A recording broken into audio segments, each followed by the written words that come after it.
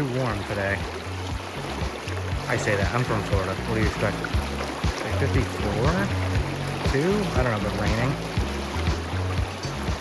Beautiful day nonetheless.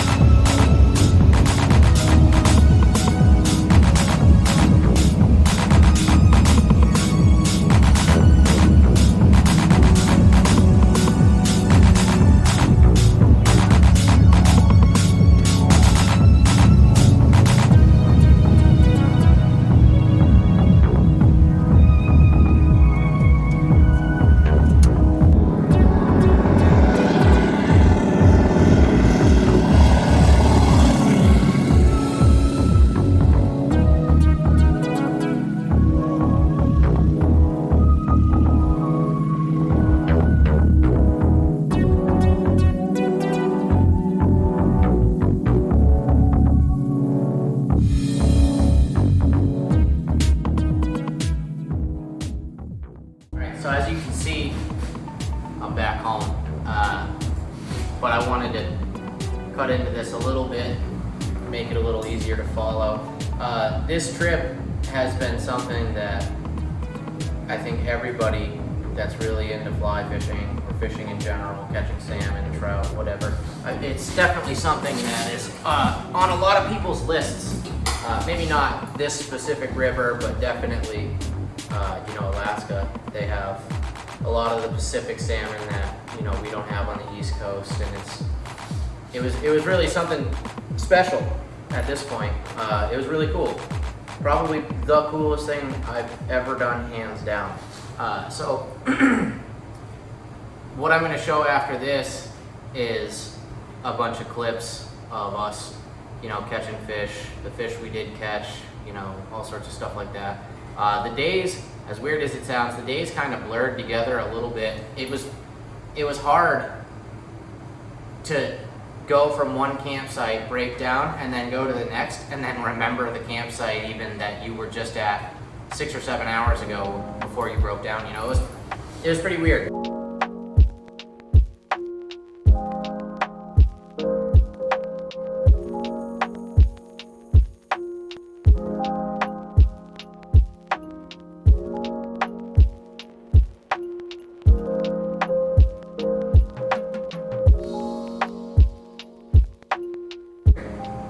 So I can't really continue with the day 1 through 2, 3, 4, 5, because I just don't know.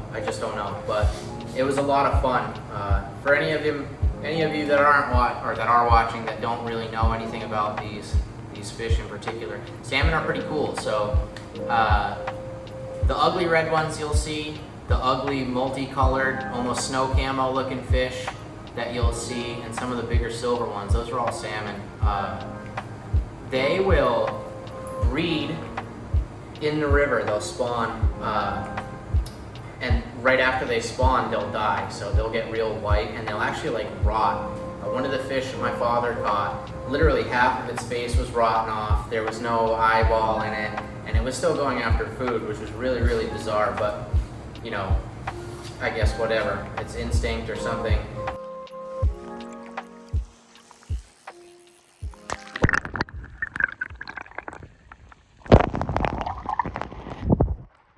But basically, they'll lay their eggs, they'll spawn, whatever, and they'll live out for, I think it's only about 5 weeks after they spawn, and then they'll die. Now, after these fish have spawned, their fry will hatch, and they'll live in the river upstream where they were spawned for anywhere from 1 to 3 years, I guess. I think 3 years is kind of a stretch, but they'll live there for a short amount of time, and then they'll go right back down the river to the ocean.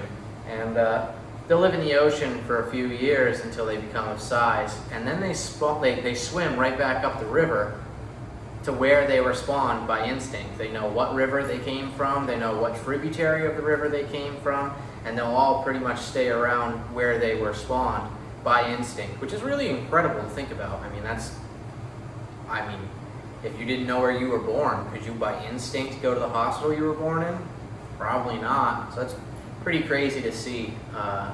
It was a lot of fun. It was really a lot of fun. So basically the plane dropped us off at Pegati Lake in Alaska. It was an hour-long flight at 100 miles an hour. So about 100 miles from where the plane had taken off, the float plane. He landed in Pegati Lake right at the mouth of the Quinhagak River. The Quinhagak River is what we ended up fishing. It was a 107-mile float or something like that to where we ended, and it's about 123 miles from the beginning of Pegati Lake, Quinhagak River to the ocean, which would be the Bering Sea. It was a lot of fun. We didn't really have anything. It was pretty surreal watching the plane fly away. They even said before they dropped us off, wow, you guys are really severely underpacked. And it's not that we were missing amenities or anything, it was that everybody usually brought coolers, all sorts of shit, and we didn't. We brought some clothes, we brought our fishing stuff, some guns in case there was bears, and that was about it. We rented rafts from the facility we went through, the tents, all of that we rented right through them. It was pretty incredible. They gave us a satellite phone in case anything were to happen. But quickly on, we figured out, you know, the satellite phone wasn't working. So it was really just like, you're doing it, you got no choice, which was pretty cool. It was great to spend a lot of time with my dad like that. We don't really have much in common, so it's cool to have something in common and to do something really cool with what we do have in common. So it was a lot of fun. My uncle and his son, they joined us on this as well. He's 15. My uncle's the same age as my dad about, and I know at 15 that's an incredible trip. So hopefully he remembers it pretty well. I'm sure he will. My uncle's brother-in-law, he ended up coming as well. He's a photographer, so he had a lot of good photos. He's actually he's pretty green into fly fishing still, and he was banging off. I mean, he was doing great, but it was pretty hard not to catch fish here. I mean, it's called the Chosen River by nickname, probably because of the amount of fish and the lack of pressure that these fish see. So it was a lot of fun. I'll try not to ramble too much, but hopefully you enjoy some of this.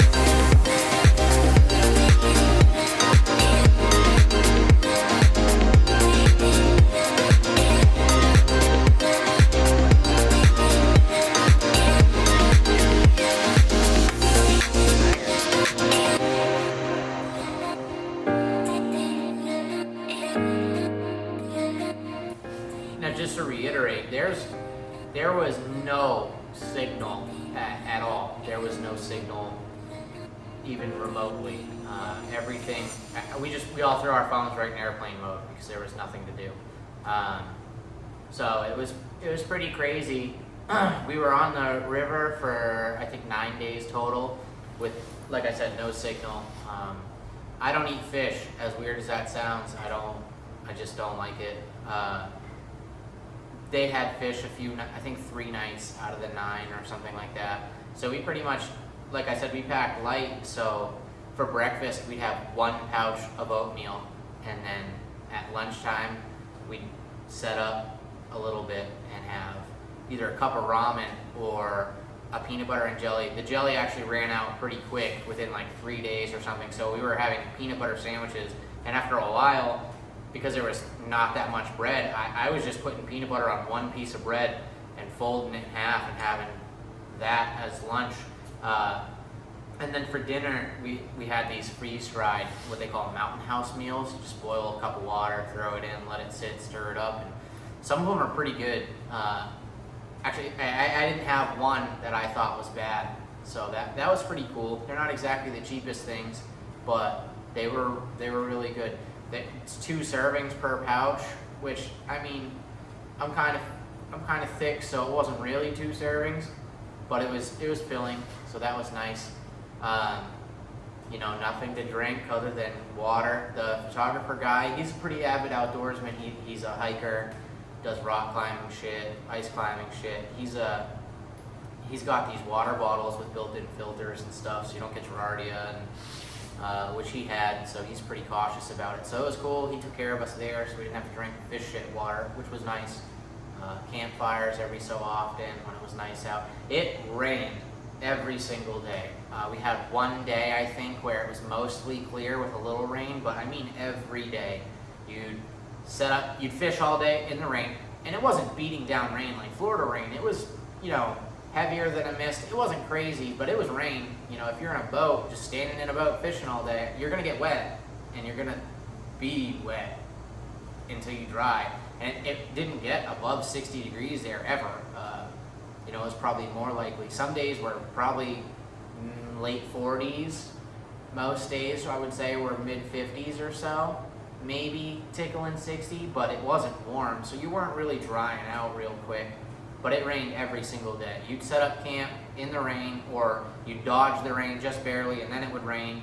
You'd go to bed, and it would start to clear up, and then you'd wake up to rain every day, which sucked. But at the same time, I mean, you're in and out of a raft in the middle of the woods. You're in waders. You got a raincoat. I mean, it wasn't the end of the world. Something that really takes getting used to, I'll add the clip. It doesn't get dark. It doesn't get dark at all. So we were going to bed at 10. I was laying in bed till 11:30, 12, and it would start to get dark. But I mean, it wasn't dark. You could read a book, you know, and it wouldn't be easy, but you could do it. It wasn't like you'd go outside of the tent and need a flashlight. You could see everywhere you were going. If you had to go take a leak by the bush, you knew where it was. I mean, it wasn't a big deal. And it was light out again by like 5:30 in the morning. So you got 4 hours of kind of dark, and then everything else was just light, which was cool because, I mean, we were fishing at 10 o'clock at night just fine.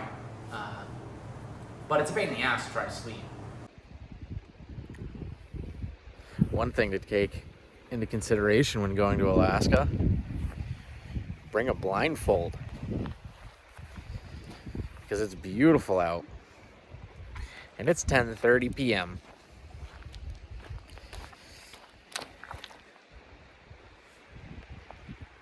It is unreal here. Never in a million years would I think that I would get to experience this, but glad I have. So that was pretty neat. Definitely different.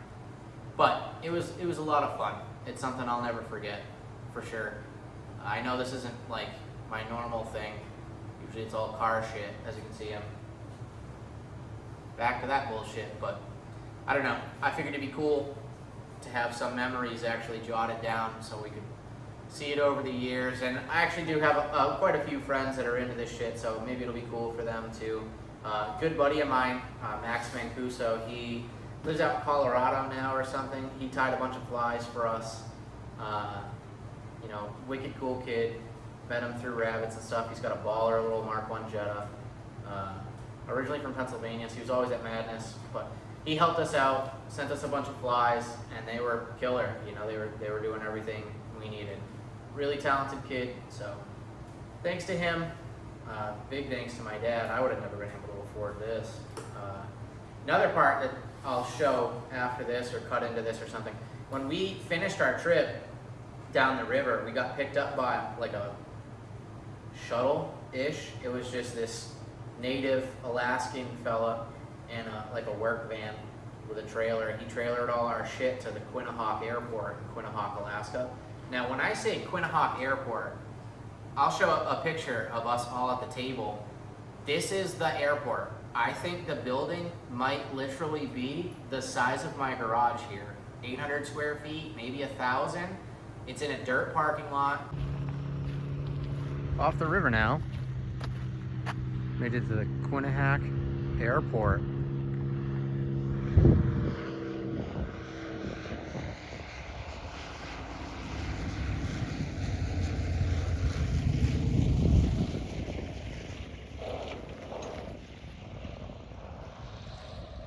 This is the whole airport.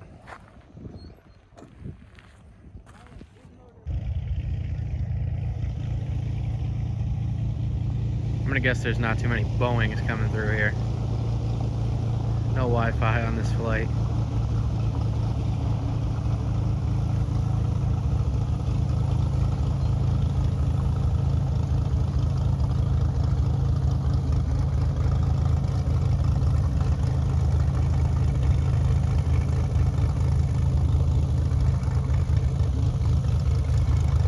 It's in the middle of nowhere.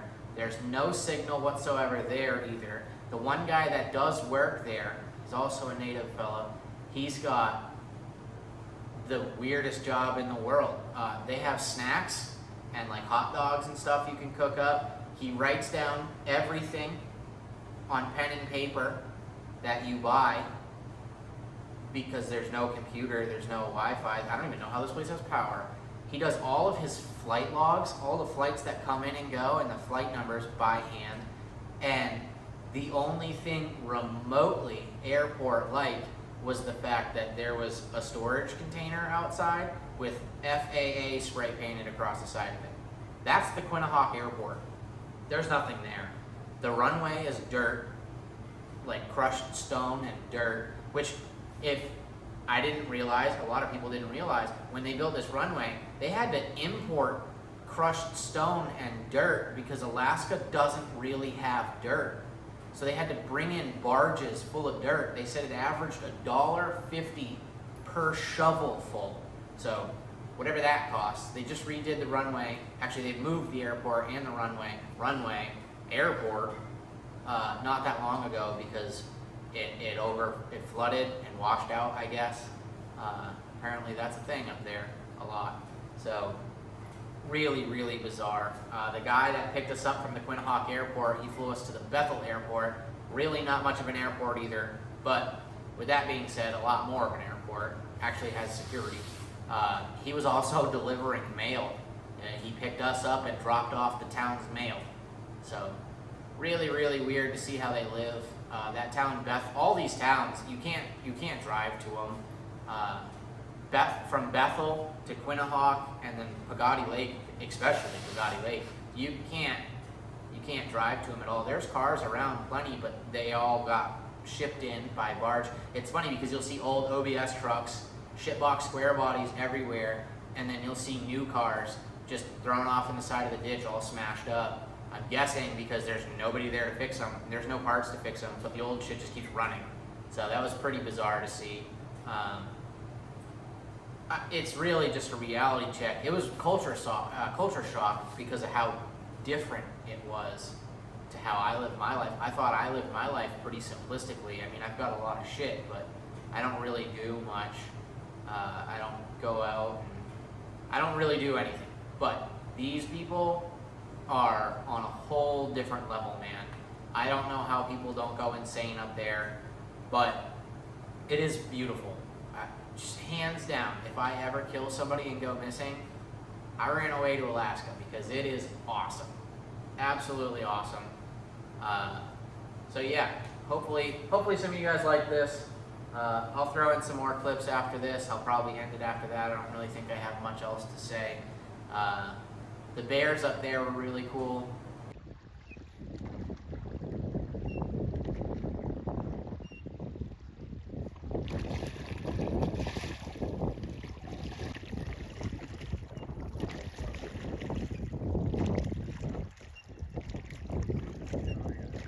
Yeah, that's a big bitch.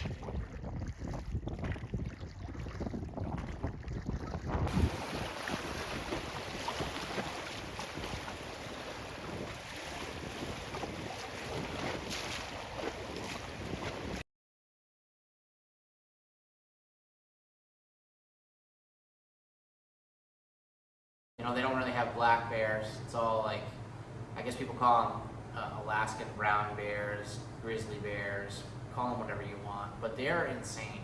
A big black bear is like 800 pounds, and we were seeing, 800-pound bears often. The last day, towards the end of the river, my father and I rolled up on a bear that literally, it had its ass towards us. It was walking away when we saw it, and you could have mistaken it for a bison. It was huge. It had to have been a 1,200-pound bear or more. And there's no stopping that. I mean, unless you just shoot it, but like you don't get the chance to try to wrestle that thing off of you. I mean, there's paw prints everywhere that are as big, wide as your shoe is long, and wolf tracks all over.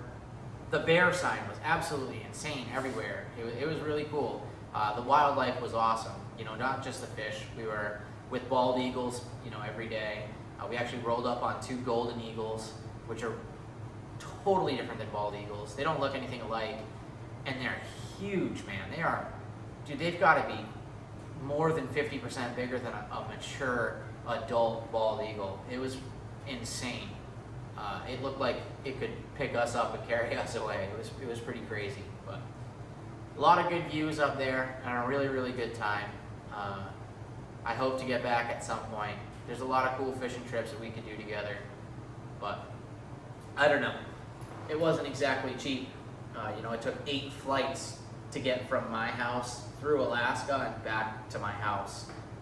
So I can't imagine 8 flights was chunk change, and it took them just as many. So, you know, it's an incredible amount of effort went into this, and I can't be more appreciative. You know, it was something I'll never get to experience again, I don't think, but hopefully if I do, we'll make another video. But if anybody has any questions, whatever, I'll answer anything. But if I can stress anything, go out there and do some cool shit like this. You don't have to spend your life doing the same shit over and over and over again. You know, it's cool to have more than one hobby. And it was a lot of fun. It's memories that I'll never lose. I can't even begin to describe most of the shit that we saw. So it's cool to have some photos and videos of what we captured. And it's cool to not have some. There's some stuff we missed on camera. There's some fish we didn't have phones around to take pictures of or videos of that were absolute slammers. So it's cool to have that in your memory, you know? But I don't know. Thanks for watching, guys.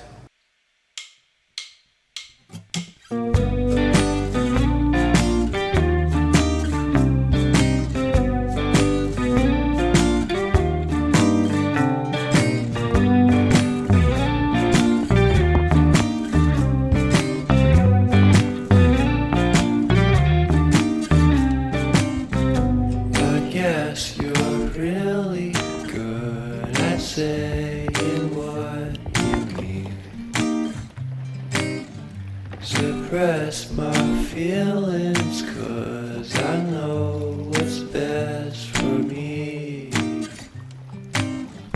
Feel short of confidence, my hands begin to shake. I thought I knew you, but I barely knew your name. Porcelain stuck to your teeth, you got everything, and I can't believe how I've been let down again and again and again. And I'm paranoid, what's under my skin? I got careless eyes to let you back in. Why do I do this again and again and again?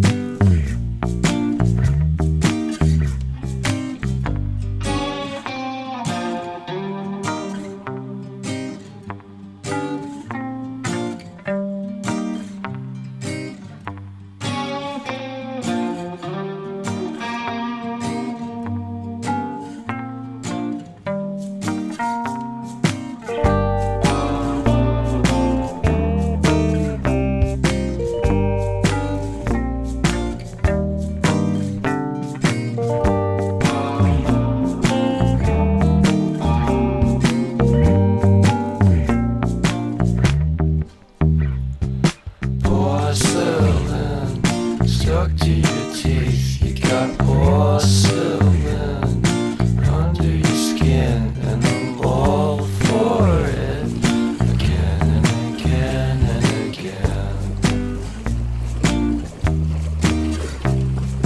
For someone